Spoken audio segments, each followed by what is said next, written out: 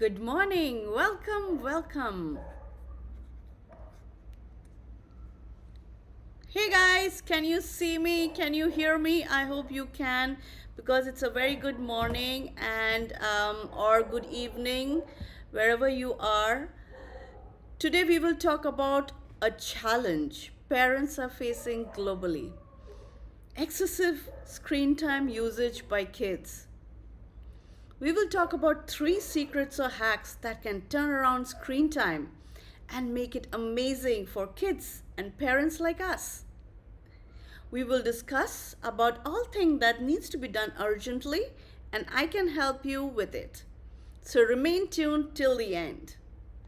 I have recorded a video with some music, some information and some thoughts and I will start sharing that now. So let's begin.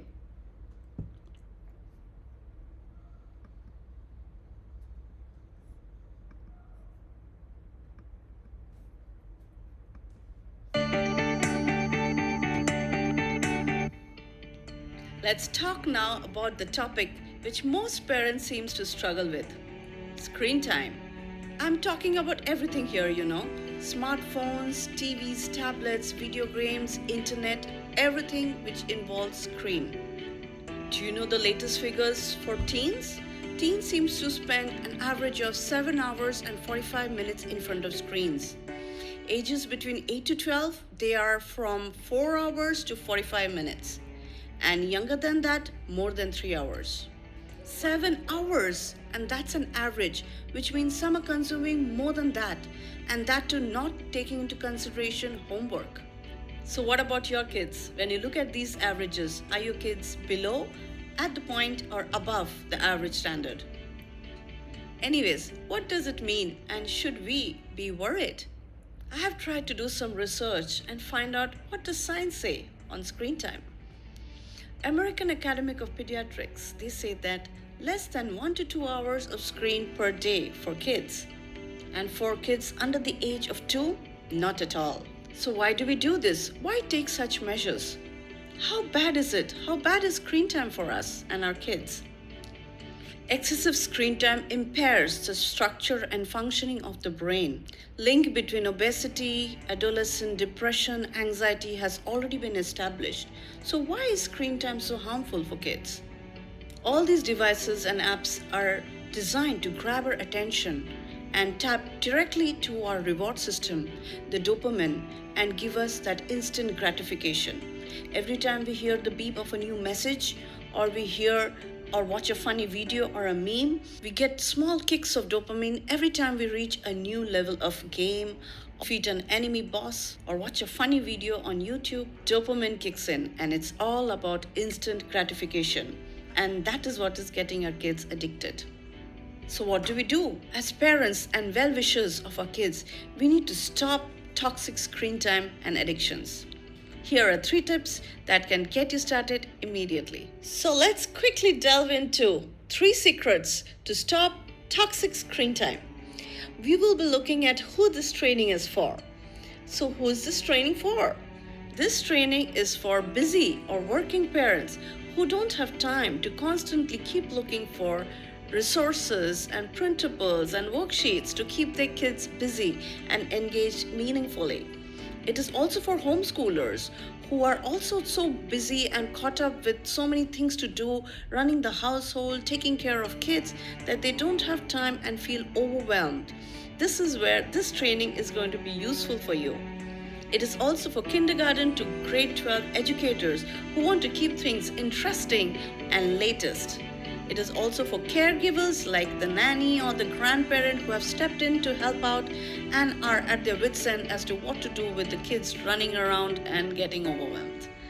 It is also for after-school program leaders and gurus who are trying to help one child at a time and make it super interesting and fun for them. It's also for teachers and principals or after-school program leaders who want to reinvent and restructure a little bit and make screen time fun and really valuable. Today we will be discussing on how to build systems, how to manage screen and the media, about digital well-being and how to improve relationships with your kids. I will show you effective method on how to manage screen time, and there are a few systems which you must have in place to make it super easy and fun. This training will help your child thrive socially and academically. It will help your child nurture those hidden talents, bring out their personality, grow their self-confidence, and also empower them with next generation skills which you as a parent have been trying to incorporate in your daily life. So, without further ado, let's begin. Number one, leveraging screen time. How about we leverage screen time and instead of making it toxic, we can make it super creative and super fun. Kids will be happy and so will we. Do you know successful parents who have faced similar challenges have been able to successfully convert toxic screen time into something which is future proof and careeristic? They have also had their own share of struggles. They have used timeout, set rules, set schedules, but those haven't worked. It is tough on working parents, homeschooling parents, teachers, and educators to constantly keep a check on what the child is doing, as not possible simply to keep going to their spaces and their rooms and keep them busy. They must have tried different camps and coaching centers and gone from one tuition center to the other center without having any holistic growth plan, having the roadmap for the future. Like all parents, we have also gone from one coaching center to the other to keep your child busy, hopping, and tired throughout the day just to make it meaningful and engaging for the kids. But I'm sure none of these centers have come up with a complete roadmap of what the future is going to look for your child in 3 months' time, in 6 months' time, or a year's time. Like other parents, we have also subscribed to channels and YouTube programs only to find that the child is not interested in it at all. Because their personalities are different, their intelligence are different, and their learning styles are different. You know your child is talented. He or she shows that skill, that talent, which you want to nurture and want to take care of. But how do you do that? So, are you confused as to what to do, how to best use your screen time? Here are a few tips to get started right away. Let's begin with content planning. Content planning for 6 months, for 3 months, for 1 month, and for the week. Some examples of content can be as follows. Number one, explore your heritage. Learn something new about the family's history. Encourage your kids or give the kids as a task to explore something about the history. I'm sure the kids will be super excited and thrilled to go over old photographs and old memories from the album. Let them combine into a project or a scrapbook and present it in front of you all by a day's time or a day or two. Number two, exploring a new science subject. You both can sit together and explore some awesome crash course on YouTube or National Geographic. Pick a topic and do a complete research on that. Make it into a project or a presentation and present it in front of family and friends. Make it into a family game. Fill pieces of paper or take cutouts from magazine like ecosystems, famous artists or athletes, animals or places in the world, and invite everybody in the family to pick a topic out of the hat. Let them use their screen time and use your own screen time to dig a little bit deeper and complete your own research project. And then you draw or put it on a poster or make a PowerPoint presentation and share the things with one another and whatever you have learned. You will be surprised how this breaks into discussions and groups and fun for kids. So kids love computers. I'm sure you will agree with them. Then why not encourage them to code, to program, to learn some animation, do some 3D design and more? How about science experiments? We can get hold of some household kitchen items and get together and make volcanoes and potions and maybe something more. Are you feeling overwhelmed with all the information I shared? Don't worry, I will help you through it. Just wait till the end of the training. They can create a digital journal. Every day they can record some of their activities on the journal about what they have done. That will help them keep a note of what they are doing. They will be mindful about their actions and they will record everything that is going on in their lives. Number 3, screen time for movement. We should encourage them to fix a particular time in the day, maybe in the evening or towards the afternoon after they've had their rest, and then they should just be there to move and wiggle a little bit. We can dance with them also, we could use videos like Go Noodle, we could use High Velocity, or we can visit Hip Hop Public Health Resource Library and try out the 2 or 6 or 10-minute videos for kids. That is how we can make screen time into an active game. So once we have shortlisted all the content for the week and made a note, it should look like this. It should have some science experiments, it should have exploring family history, trying new recipes, some time for coding, for animation, 3D art, mindfulness and movement. You can put it all through the day, or you can have it segregated into different times in the week. So the next thing is setting up some media and family rules. Once these rules are in place, you will see it's super easy to implement all the content that you have put together for your kids. Most important thing while setting up the family rules is you need to talk with the kids about what is acceptable time for using screens. Kids should be involved in the decision-making process. Otherwise, it'll be very difficult for them to follow through if you make all the rules. So involve your kids, and that way they will feel that they are part of the decision-making process. Encourage screen time that is educational, active, or social. The family media plan. I'm going to put a link below which will help you put together all your family media ideas and plan and make a schedule for your family. Family media plan. Call a family meeting and share your concerns about screen time. Tell them about the impact, the positive and the negative impact of screens. I'm sure kids are very intelligent and very smart, and once we tell them in a way they understand, they are there to support us in our journey. Once you clearly define the family media plan, it is important to define also the expectations. One tool that has helped us a lot is the American Academy of Pediatrics. It helps in visually breaking down how much time you and your family needs to spend on other things and your daily priorities. I'm going to share the link with you below. You need to help your child choose good content, because sometimes there's too much of content out there, and what is good for them is definitely something you need to sit through in the week and plan it out. One of the most important things is also knowing the consequences when you break the rules.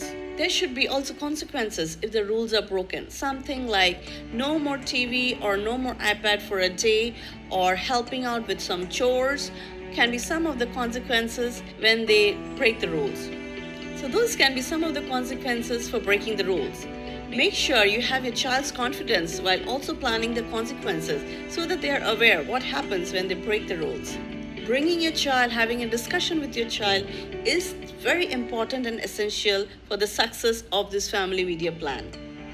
Number 3, creating habits. I cannot emphasize the importance of healthy habits and routines, because these are the ones which will get you through one of those tough days when you're not feeling like doing anything and the kids are also all over the place. Their daily habits and the set routines will help them go through the day without much of a problem. One of the few rules which I practice at home is making screens off time during meals. Bringing your iPad or gadget to the table is a complete no-no. That includes us, because then we focus on having a dinner time together, sharing our day's experience, and also talking to one another. Otherwise, people are always stuck on the phone, and we don't want that to happen. So make sure that during meal times to make screen off limits. Also, when we are traveling or we are in public places, I discourage kids to take their gadgets or their phones so that they can focus on what is happening and live in the moment. It is also important to turn off the screens 1 hour before bed, because the light and stimulation can be very annoying and very difficult for kids to go to sleep afterwards. It's very essential for kids to be rested so that they wake up fresh and ready for the day. Schedule screen-free times in the week. It doesn't have to be daily, but it can be schedule some screen-free times during the week, like the weekends when you have a party together, or you all play some games together or go out together. Here are the best practices you can do to stop toxic screen time. Number 1, Leveraging screen time, making it suitable for learning, for movement, for mindfulness. Setting up family media rules, having a discussion with your kids, setting some rules, setting some boundaries, and following the family media plan. Number three, creating habits and routines. As the only way you can have a consistent way of working is by setting up certain plans and following them diligently. Now you have three choices. The first choice is, of course, to do nothing. You have listened to me throughout these 20-25 minutes, and still you might think that you're fine the way you are and how things are, and do nothing. But I'm guessing now that you spend so much of time with me, you're not happy with the current results and you're looking for something different and want a change. Option two, you can try to do all of it, whatever I just said, all by yourself. But it's impossible for me to transfer all that I've learned over these 4 or 5 years in this short presentation. I mean, right from making the media plan to making the 3-month to 6 months learning roadmap for your child, mapping the learning styles, the intelligences, then making a daily schedule or finding those right fitting educational channels and then getting them to build and do the science experiments or make the family history tree or do the coding. That definitely sounds a lot, but it is up to you. You can choose the second option and try to do all of it by yourself. Or what you can do is the third one. Then there is the third option. You and me can work out something that is suitable for us and for your family. Together we can work as a team and convert toxic screen time and bring out the excellence in your child by ensuring digital well-being and ensuring a correct screen time management. We will be working one-on-one, and despite your busy schedule, we will try to convert the toxic screen time into digital excellence and digital well-being for your kids and an overall development for your child. Let's do it together. Let in the magic mantra in your life. Book a call with me now. It's a 15 to 30 minute free strategy session. What we do is very different because we focus on implementation. You just need a few pieces of correct information and your support to implement this to your specific situation. I know that having no support to implement was the biggest mistake and what I missed when I was in this mess. That's why we pride ourselves in providing top quality one-on-one support throughout the entire program so that you never feel lost or confused about how to move forward. So if you're ready to find your clear path and how to enable kids and empower kids, book a call now.